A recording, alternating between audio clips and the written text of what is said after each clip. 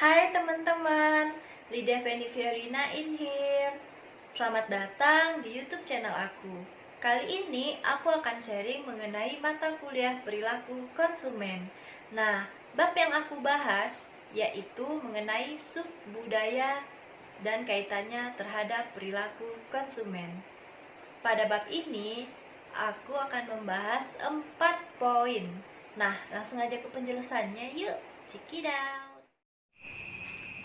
Kita masuk ke subbudaya dan kaitannya terhadap perilaku konsumen. Pengertian subbudaya atau subkultur. Salah satu unsur lingkungan sosial adalah budaya atau kultur.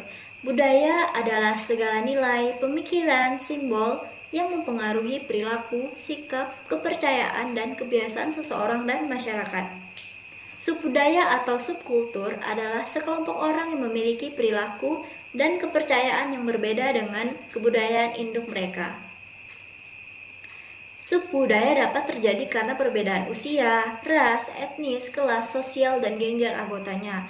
Selain itu, dapat pula terjadi karena perbedaan estetika, agama, politik, dan seksual. Selanjutnya, masuk ke perilaku konsumen internasional antara Amerika dan Korea. Budaya masyarakat Korea dan Amerika Serikat sangat berbeda.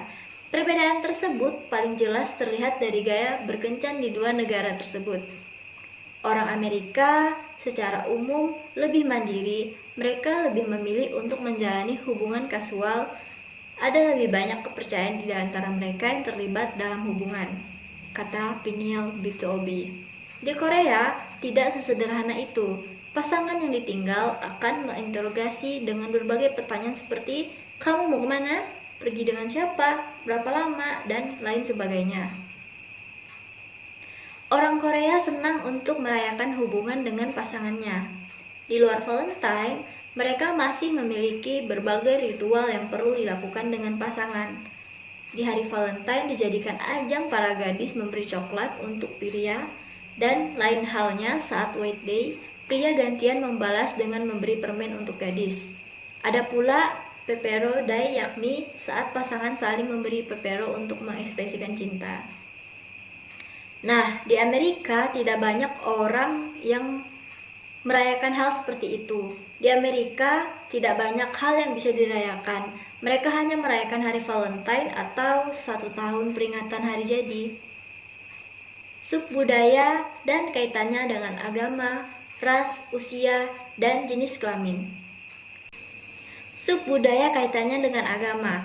Masalah yang dihadapi pemasar dalam usahanya mendekapi subkultur ini, terutama rasa yang tidak pantas mencampur adukan agama dan bisnis. Biasanya perilaku konsumen dipengaruhi secara langsung oleh agama dalam hal membutuhkan produk yang secara simbolis dan ritual yang dihubungkan dengan perayaan hari-hari raya agama seperti Idul Fitri dan Natal.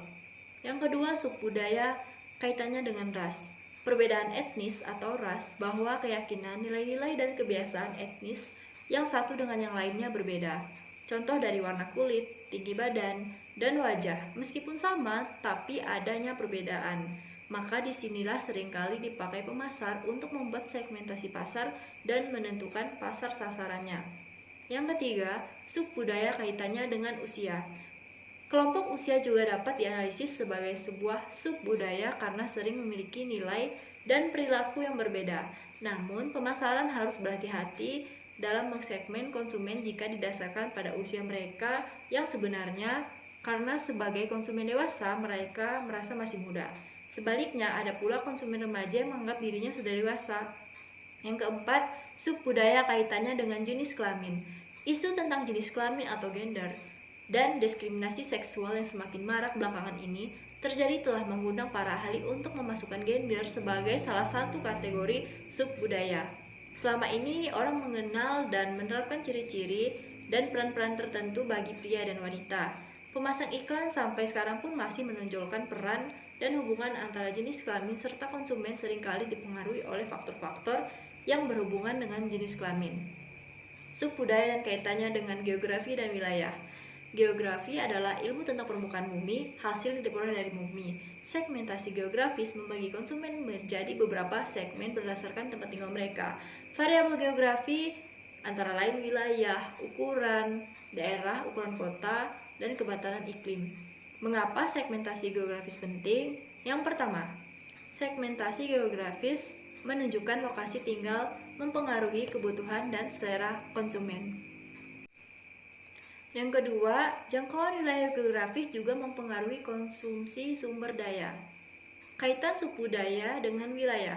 Suku daya adalah sekelompok orang yang memiliki perilaku dan kepercayaan yang berbeda dengan kebudayaan induk mereka. Sedangkan wilayah adalah sebuah daerah yang dikuasai atau menjadi teritorial dari sebuah kedaulatan.